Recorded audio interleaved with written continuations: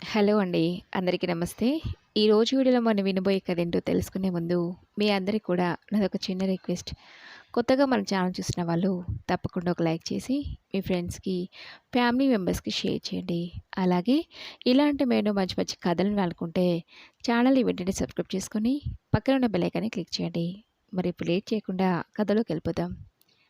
Vasu office నుంచి వస్తూనే అమ్మా, నాన్న అంటూ ఉత్సాహం నిండా గొంతు పిలుస్తూ వచ్చాడు. కొడుకు పిలుపు విని వంటింట్లో ఉన్న జానకి తన గదిలో కూర్చుని కాలక్షేపానికి పుస్తకం చదువుతున్న రఘురాం హాల్లోకొచ్చి ఏంట్రా, ఏమైంది అడిగారు. ముందు ఈ స్వీట్ తినండి, చెప్తాను కానీ అని ఆఫీస్ నుంచి వస్తూ వస్తూ తెచ్చిన స్వీట్ బాక్స్ నుంచి లడ్డూలు తీసి చెరొకటి నోట్లో పెట్టి నాకు ఢిల్లీకి ట్రాన్స్ఫర్ అయింది నాన్న అని చెప్పాడు వాసు. అప్పుడే బయట ఆరేసిన బట్టలు తీసి ఇంట్లో కూర్చున్న శైలు భర్త మాటలు విని నిజంగానా అండి అడిగింది. అవును శైలు, మరో 10 రోజుల్లో నేను ఉద్యోగంలో జాయిన్ అవ్వాలి అన్నాడు వాసు. కొడుకు మాటలకు రఘురాం అదేంట్రా, ఢిల్లీకి ట్రాన్స్ఫర్ చేశారంటే అందుకు నువ్వెందుకు ఒప్పుకున్నావు? ఉన్న ఊళ్ళో ఉద్యోగం, సొంత ఇంట్లో అందరం కలిసే ఉంటున్నాం కదా, మరి ఇప్పుడు ఢిల్లీకి వెళ్ళటం ఎందుకు అడిగాడు రఘురాం.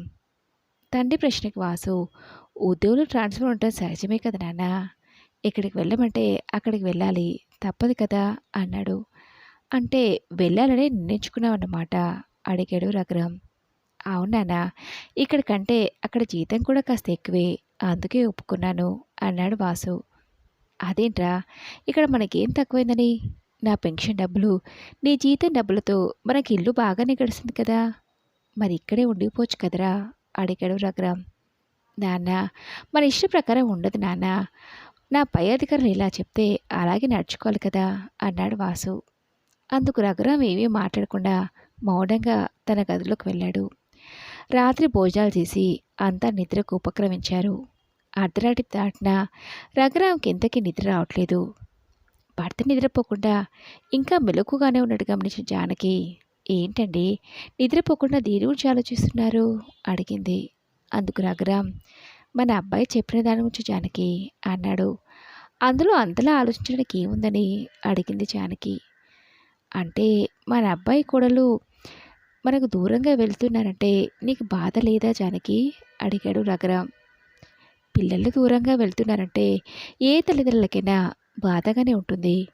అందుకని మన స్వార్థానికి వాళ్ళ ఎదుగుదలకి అడ్డుకట్ట వెళ్ళని చూస్తావా అడిగింది జానకి. నేను అలా అంటలే జానకి, వాడు మన ఒక్కగారొక కొడుకు, చదువుల కోసం కూడా వాడిని ఎప్పుడు మనకి దూరంగా పంపించేది లేదు. వాడి చదువు పూర్తయిన వెంటనే మన ఊళ్ళో ఉద్యోగం వచ్చింది. ఇక్కడ అమ్మాయితోనే వాడికి పెళ్ళైంది. కొడుకు కోడలు మనము అంతా 5 సంవత్సరాలుగా కలిసే ఉంటున్నాం. అలాంటిది ఉన్నట్టుండి వాళ్ళు మనకు దూరంగా వెళ్తున్నారంటే బాధగా ఉంది, కాస్త భయంగాను కూడా ఉంది జానకి అన్నాడు రఘురాం. అందుకు జానకి భయమా, భయం ఎందుకండి, వాడేమైనా చిన్నపిల్లాడా, వాడు మీలాగో బిడ్డకి తనని విషయం మీరు మర్చిపోయారా అడిగింది జానకి. అది కా జానకి, వాడికి చదువుకుంటే తప్ప కుటుంబ బాధ్యతల గురించి ఎక్కడ నేర్పించాం, అన్నీ దగ్గరుండి మనమే కదా చూసుకునేది. ఢిల్లీ లాంటి మహానగరంలో ఎన్ని కష్టాలు పడతారో ఏంటో అని కంగారుగా ఉంది జానకి అన్నాడు రఘురాం. భర్త మాటలకి జానకి మన వాసు అమాయకుడైన శైలు తెలివేగల అమ్మాయండి, అన్నీ తనే చక్కబెడుతుంది కానీ అనవసరంగా ఆలోచించి మీ మనసు పాడు చేసుకోకుండా నిద్రపోండి అంది. అలా కాసేపటికి రఘురాం జానకిలు నిద్రలోకి జారుకున్నారు. ఆ మరుసటి రోజు నుంచే వాసు తమ ఢిల్లీ ప్రయాణికి కావలసిన ఏర్పాట్లు మునిగిపోయాడు. ముందు తన ఉద్యోగంలో చేరే తేదీకి ఒకరోజు ముందే ఢిల్లీలో దిగేలా తనకి, తన భార్యకి, కొడుక్కి ట్రైన్ టికెట్స్ బుక్ చేశాడు. వాసు తన భార్య శైలు కలిసి వాళ్ళకి కావాల్సిన చిన్న చిన్న వస్తువులు, బట్టల కొట కోసం షాపింగ్కి వెళ్తున్నారు. జానకి కొడుకు కోడలు మనవడికి ఇష్టమైన పిండి వంటలు, పచ్చళ్ళు తయారు చేసే పనిలో పడింది. వాళ్ళందరి హడావుడి చూస్తున్న రఘురాంకి ఏమీ తోచనలేదు. మనసంతా ఏంటో బాధగా ఉంది. నిన్న భార్య ముందు బయటపడలేదు కానీ కొడుకు తమ నుంచి దూరంగా వెళ్ళిపోతే తమని పూర్తిగా పట్టించుకోకుండా ఎక్కడ నిర్లక్ష్యం చేస్తాడనే ఒక కంగారు రోజు రోజుకి రఘురాంకి ఎక్కువైపోతుంది. అలా చూస్తుండగానే 1 రోజులు గడిచాయి. తెల్లవారితే వాసు ఢిల్లీ ప్రయాణం. ఆ రాత్రి కూడా రఘురాంకి నిద్ర రాలేదు. భర్త నిద్రపోకుండా మెలకువ ఉన్నాడు గమనించిన జానకి ఏంటండి ఇంకా వాసు గురించి ఆలోచిస్తున్నారా? మరక్కడ జాగ్రత్తగానే ఉంటారని, కంగారు పడకండని మీకు ముందే చెప్పాను కదా! అంది జానకి. అందుకు రఘురాం, నా బాధ అదొక్కటే జానకి అన్నాడు. భర్త ఏం మాట్లాడుతున్నా అర్థం కాని జానకి, ఏంటండి మీరనేది? ఇంకే విషయం గురించి మీరు అంతలా కంగారు పడుతుంది? అడిగింది. ఇప్పుడు కొడుకుని పల్లెత్తు మాటేనా అనేవని జానకి ఏమంటుందో ఏమండి? అది అది అంటూ నీళ్ళు నములుతున్నాడు. ఏంటండి విషయం ఏంటో చెప్పకుండా అది అది అంటారు? అంది జానకి విసుక్కుంటున్నట్టుగా. మరేం లేదు జానకి, మొన్న నా స్నేహితుడు మూర్తి మన ఇంటికి వచ్చినప్పుడు ఏమన్నాడో నీకు గుర్తుంది కదా? అడిగాడు రఘురాం. ఏమన్నాడు? ఏ విషయం గురించి? నాకేం గుర్తులేదే, మీరే చెప్పండి అడిగింది. అది మూర్తి కొడుకు మాధవ్ ఉద్యోగరీత్యా బెంగళూరుకి వెళ్ళినప్పటి నుంచి వాళ్ళు అసలు పట్టించుకోవట్లేదని, కనీసం ఫోన్ కూడా సరిగ్గా చేయటం లేదని బాధపడటం లేదా అన్నాడు రఘురాం. అయితే అడిగింది జానకి. మరి మన వాసు కూడా ఇప్పుడు ట్రాన్స్ఫర్ మీద ఢిల్లీకి వెళ్తున్నాడు కదా? మూర్తిని వాడి కొడుకు మాధవ్ చేసినట్టే మళ్ళీ మన వాసు నిర్లక్ష్యం చేస్తే, అక్కడికి వెళ్ళాక ఈ తల్లిదండ్రులు పూర్తిగా మర్చిపోతే అడిగాడు రఘురాం. చాలండి, మీకన్నీ అనుమానాలే. అయినా మన వాసు అందరి వాళ్ళంటే కాదండి. మీకెన్నిసార్లు చెప్పాలి? అయినా వాడి గురించి అలా మాట్లాడడానికి మీకు అసలు మనసులా వచ్చింది అడిగింది జానకి. అందుకు రఘురాం, మన వాసు మంచివాడే. మన కోడలు మాటలు విని వాడేమైనా మన నిర్లక్ష్యం చేస్తే అన్నాడు రఘురాం. అబ్బబ్బా, మీకు నచ్చి చెప్పలేక చేస్తున్నాను. అయినా మన శైలిని ఇవాళ ఏమైనా కొత్తగా చూస్తున్నారా మీరు? తన గురించి అలా మాట్లాడుతున్నారు. ఏ రోజైనా తన ప్రవర్తనతో మనకి ఇబ్బంది కలిగించిందా? ఒక్కదానివే ఇంటి పని వంట పని చేయడం ఎందుకు శైలు? నేను కాస్త సహాయం చేస్తానమ్మా అని ఏదైనా చేయబోయినా, వద్దతయ్య మీరు విశ్రాంతి తీసుకోండి, నేనున్నాను కదా అంటూ నన్ను ఏ చిన్న పని కూడా ముట్టుకొనివ్వదు. నిజంగా ఈ కాలంలో కూడా శైలు లాంటి అమ్మాయి మన ఇంటికి కోడలుగా రావటం మనం చేసుకున్న అదృష్టం అండి. బంగారం లాంటి పిల్లల్ని అనుమానించడానికి మీకు అసలు మనసులో వచ్చిందో?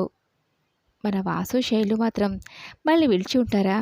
చూస్తూ ఉండండి, నెల రోజులు తిరగకుండానే అమ్మ నాన్న మీరిద్దరే ఇక్కడే ఉండటం దేనికి? మా దగ్గరికి వచ్చేయండి, ఫోన్ చేస్తారో లేదో అంది జానకి. ఎంతైనా వాణ్ణి కన్నతలేవు కదా, కొడుకు మీద ఆ మాత్రం నమ్మకం ఉండటం సహజమే అన్నాడు రఘురాం. ఎంత చెప్పినా ఇంకా కొడుకుని నమ్మట్లేదన్న కోపంతో మీలాంటి వాళ్ళకి చెప్పడం కన్నా నోరు మూసుకున్నది నయం.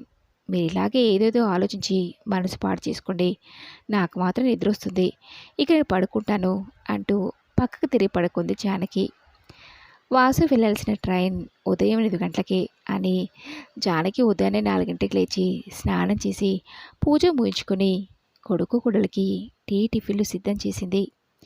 వాళ్ళు ఢిల్లీకి చేరుకునేదాకా భోజనానికి ఎటువంటి ఇబ్బంది కాకూడదని చక్కగా పులిహోర కలిపి బాక్సులో సర్దింది. లగేజ్లో ప్యాక్ చేసినవి కాకుండా మనవడికి కాలక్షేపానికి చేగుడులను కారపూసని ఓ చిన్న బాక్స్లో సర్ది వేరుగా బ్యాగ్లో పెట్టింది.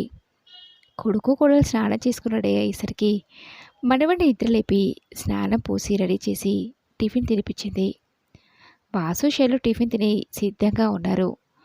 ముందు రోజు స్టేషన్కి వెళ్ళడానికి ట్యాక్సీని బుక్ చేయడంతో ట్యాక్సీ వచ్చి ఇంటి ముందు ఆగింది. అప్పటికి నిద్రలేచి రఘురాం బయట వరండాలో ఒక చేతో దినపత్రిక తిరిగేస్తూ మరో చేతో కాఫీ తాగుతూ కనిపించాడు వాసుకి. తాము బయలుదేరుతున్నామని తెలిసి కూడా తండ్రి ఏం పట్టినట్టుగా ఉండడంతో వాసు తల్లిని అడిగాడు. ఏంటమ్మా, నాన్నకి మేము వెళ్ళడం ఇష్టం లేదా? నేను ఢిల్లీకి వెళ్తున్నాననే విషయం చెప్పినప్పటి నుంచి నాన్న అలా ముభావంగానే ఉంటున్నారు. ముందు నేను వెళ్ళి ఇల్లది చూసుకున్నాక మీరు మా దగ్గరికి వచ్చేద్దరు, కానీ నేనే స్వయంగా వచ్చి మిమ్మల్ని తీసుకెళ్తానమ్మా.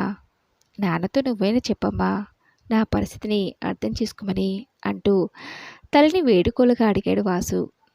అలాంటిది ఏమీ లేదురా, నువ్వు అనవసరంగా మా గురించి కంగారు పడకుండా మీరు జాగ్రత్తగా వెళ్ళండి. అమ్మాయి మనవడు జాగ్రత్త, కొత్త చోటు కదా, అలవాటు అయ్యేదాకా కాస్త ఇబ్బందిగానే ఉంటుంది. బయటికి ఎక్కడికైనా వెళ్ళినా త్వరగా వచ్చాయి. ఇంటి దగ్గర శైలు నీ ఉంచి కంగారు పడుతూ ఉంటుంది. అమ్మ శైలు, జాగ్రత్తమ్మా, ఒంటరిగా ఎక్కడికి వెళ్ళకు అని అన్ని జాగ్రత్తలు చెప్పించానికి. పిల్లలు పెడుతున్నారు తెలిసినా రఘురాం తనకేమీ పట్టినట్టుగా ఇంకా పేపర్ చదువుతూ కూర్చోడంతో జానే భర్త జానకి భర్త దగ్గరగా వెళ్ళి, ఈరోజు పిల్లలు వెళ్తున్న విషయం మీకు అసలు గుర్తుందా? వాళ్ళకు జాగ్రత్తలు చెప్పి పంపించాల్సి పోయి ఇంకా ఇలాగే కూర్చుంటారేంటి? అడిగింది జానకి. ఇప్పుడు నేను చేశానని నన్నంటున్నావు? వాళ్ళు రెడీ అవుతున్నారు కదా అని నేను ఇక్కడే కూర్చున్నాను అన్నాడు రఘురామ్. నాకు తెలుసులేండి మీ మనసులో ఏముందో కానీ లోపలికొచ్చి పిల్లలకు జాగ్రత్తగా వెళ్ళాలని చెప్పండి. మన వాసు ఇప్పటికే బాధపడుతున్నాడు. మీరు ముభావంగా ఉంటున్నారని అంది జానకి. సరే నువ్వు పద, నేను వస్తున్నానని చెప్పి రఘురామ్ జానకి వెంటే లోపలికి నడిచాడు. మనవడు అభినెత్తుకొని ముద్దు పెట్టుకొని, జాగ్రత్త నాన్న, ప్రయాణంలో కానీ మీరు వెళ్ళే దగ్గర కానీ తెలియని వాళ్ళు ఎవరైనా రమ్మని పిలిస్తే వెళ్ళొద్దు, సరేనా అని చెప్పి కొడుకు కొడుల వైపు తిరిగి, జాగ్రత్తరా వాసు, జాగ్రత్తమ్మ శైలు, వెళ్ళగానే ఫోన్ చేయండి అని చెప్పాడు రఘురామ్. సరే నాన్న అంటూ వాసు శైలు జానకి రఘురామ్ల కాళ్ళకు నమస్కరించి లగేజీ తీసుకుని బయటికి నడిచారు. అలా 24 గంటలు గడిచాక వాసు ఢిల్లీకి చేరుకున్నామని ఫోన్ చేశాడు. ఆ తర్వాత 2 రోజులకు మళ్ళీ ఒకసారి ఫోన్ చేసి క్షేమ సమాచారం అడిగి తెలుసుకుని ఇల్లు సర్దుకునే హడవలో ఉన్నామని చెప్పి ఫోన్ పెట్టేశాడు వాసు. అలా నెల రోజులు గడిచాయి. ఈ నెల రోజుల్లో ఓ 10-15 సార్లు ఫోన్ చేసి మాట్లాడారు శైలు వాసులు.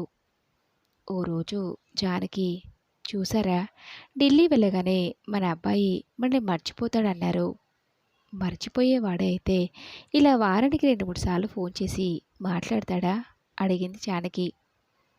భార్య మాటలకి రఘురామ్, వాడు వెళ్ళింది మొన్నే కదా జానకి, ముందు ముందు నీకే తెలుస్తుందిలే అన్నాడు. భర్త మాటలకి జానకి, మీరెన్నైనా చెప్పండి, మన వాసు శైలు అందలాంటి వాళ్ళు కాదండి అంది. అలా సంవత్సరం గడిచింది. కొడుకు కొడలు మనవడు ఓసారి సంక్రాంతి పండగన వచ్చి వెళ్ళారు. అలా పండగకి వచ్చినప్పుడు కనీసం మీరు మాతో పాటు వచ్చే నాన్న అని అనలేదు అని అనుకున్నాడు రఘురామ్. అలా మరో సంవత్సరం గడిచింది. జానకి పిల్లల విషయం గురించి పెద్దగా పట్టించుకోకుండా హాయిగా తన పని తను చేసుకుపోతున్నా రఘురామ్కి మాత్రం కొడుకు మనవడు దగ్గరగా లేని బాధ. అప్పుడే 2 సంవత్సరాలు గడిచాయా. కొడుకు ఢిల్లీకి వెళ్ళి, ఇంకా వాడు మమ్మల్ని రమ్మని ఏమి పిలుస్తాడు, నాకు ముందే తెలుసు. ఓసారి తల్లిదండ్రుల నుంచి దూరంగా వెళ్ళి స్వతంత్రంగా బ్రతకడం అలవాటైతే ఇక తల్లిదండ్రులను పట్టించుకోవాలని ధ్యాసే ఉండదు పిల్లలకి అనే ఆలోచన రఘురామ్ మనసులోకి వచ్చిందో లేదో ల్యాండ్లైన్ మోగిన శబ్దం వినబడింది. ఫోన్ మోగిన శబ్దానికి వంటింట్లో ఉన్న జానకి హాల్లోకి వచ్చి ఫోన్ లిఫ్ట్ చేసింది. అవతల నుంచి వాసు, అమ్మా ఎలా ఉన్నావు, నానేం చేస్తున్నారు అడిగాడు. మేం బాగానే ఉన్నాంరా, మీ నాన్న ఊరికే అలా కూర్చొని ఏదో ఆలోచిస్తున్నారు కానీ నువ్వు కొడలు మన అభి అందరూ ఎలా ఉన్నారు అడిగింది జానకి. అందరం బాగానే ఉన్నామమ్మా, మీకు ఒక శుభవార్త చెప్పాలని ఫోన్ చేశానమ్మా అన్నాడు వాసు. కొడుకు మాటలకి జానకి, ఏంట్రా అది, కోడలు మళ్ళీ నిలతప్పిందా అడిగింది. లేదమ్మా, ఇది అంతకన్నా శుభవార్త అన్నాడు వాసు. ఏంట్రా, ఏంటో చెప్పకుండా ఏంటి ఊరించడం అడిగింది జానకి. అమ్మా, ఇక మీదట మనం అందరం కలిసే ఉండబోతున్నాం. ఆఫీస్లో లోన్ తీసుకుని డబుల్ బెడ్రూమ్ ఫ్లాట్ తీసుకున్నాను. అందుకే ఆలస్యమైందమ్మా మిమ్మల్ని నా దగ్గరికి రమ్మని పిలవడానికి. మీరింటి దగ్గర పనులన్నీ పూర్తి చేసుకుని ఎప్పుడు వస్తారో చెప్తే నేనే స్వయంగా వచ్చి మిమ్మల్ని ఢిల్లీకి తీసుకొస్తాను. ఫోన్ ఒకసారి నాన్నకి ఇస్తావమ్మా, నాన్నకి చెప్తే చాలా సంతోషిస్తారు అన్నాడు వాసు. అందుకు జానకి, మీ నాన్నకి నేనే అర్థమయ్యేలా చెప్తానులేరా, మీరు జాగ్రత్త వాసు అని చెప్పి ఫోన్ పెట్టేసింది. జానకి ఫోన్లో మాట్లాడింది తన కొడుకు వాసుతోనే అర్థమయ్యి రఘురామ్, ఏంటటా నీ సుపుత్రుడు ఏమంటున్నాడేంటి అడిగాడు. మన వాసు నిజంగా సుపుత్రుడండి, మీరు నా మాట విన్నారా అంది జానకి. ఏమంటున్నావో కాస్త అర్థమయ్యేలా చెప్పొచ్చు కదా జానకి అన్నాడు రఘురామ్. ఢిల్లీ వెళ్ళగానే అందరిలాగే మన వాసు కూడా మారిపోతాడని, మనల్ని నిర్లక్ష్యం చేస్తాడని బాధపడ్డారు కదా. వాడు వెళ్ళి 2 సంవత్సరాలైంది. మనల్ని ఇంకేం తీసుకెళ్తాడని కూడా అన్నారు కదా. వాడు మనందరం కలిసి ఉండటానికి ఆఫీసులో లోన్ తీసుకుని ఓ ఫ్లాట్ కొన్నాడట. ఊళ్ళో ఏమైనా ముఖ్యమైన పనులు ఉంటే పూర్తి చేసుకోమని చెప్తున్నాడు. ఆ తర్వాత వాడే వచ్చి మనల్ని తీసుకెళ్తానని చెప్పాడు. ఆ విషయం మీతో వాడే స్వయంగా చెప్దామని అంటే, నేను మీ నాన్నకి నేనే చెప్తానులే అన్నాను. ఇప్పటికైనా అర్థమైందా? మన వాసు అందరిలాంటివాడు కాదని అంది. జానకి చెప్పింది విన్నాక రఘురామ్‌కి ఏం మాట్లాడాలో అర్థం కాలేదు. సరే సరే నేనలా బయట దాకా వెళ్ళొస్తాను అని కుర్చీ నుంచి లేచి గుమ్మం వైపు నడిచాడు రఘురాం. అలా ఒక 15 రోజుల్లో ఊళ్ళో పనులన్నిటినీ ముగించుకొని ఇంటిని తెలిసిన వాళ్ళకి అద్దెకిచ్చి కొడుకు దగ్గరికి వెళ్ళారు జానకి రఘురాం దంపతులు. కొత్తింటి గృహప్రవేశం చేసి అమ్మానాన్నలతో కలిసి పాలు పొంగించుకుని తల్లిదండ్రులు ఉండటానికి ఏర్పాటు చేసిన గదిని చూపించాడు వాసు. తమ కోసం ఏర్పాటు చేసిన గదిలో రఘురాం జానకిల పెళ్లి ఫోటోలు, చిన్నప్పుడు వాసుని ఎత్తుకుని రఘురాం జానకి దిగిన ఫోటోలు, రఘురాంకి బెస్ట్ టీచర్ అవార్డు వచ్చినప్పటి ఫోటోలతో పాటు రఘురాంకి ఇష్టమైన పుస్తకాల్ని ఓ చిన్న ర్యాక్లో అమర్చి ఉన్నాయి. ఎప్పటినుంచో రఘురాంకి ఓ కోరిక ఉండేది.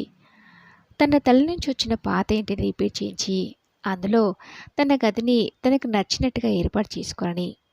ఇప్పుడు తను ఉండబోతున్న ఆ గదిని కొడుకు తన అభిరుచికి తగ్గట్టుగా ఏర్పాటు చేయడం చూసి రఘురాంకి కళ్ళు చెమర్చాయి.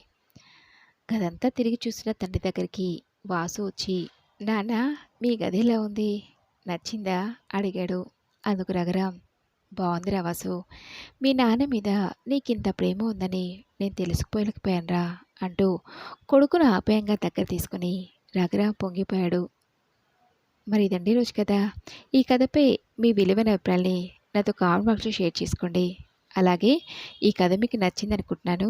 నచ్చితే తప్పకుండా ఒక లైక్ చేసి మీ ఫ్రెండ్స్కి, ఫ్యామిలీ మెంబర్స్కి షేర్ చేయండి.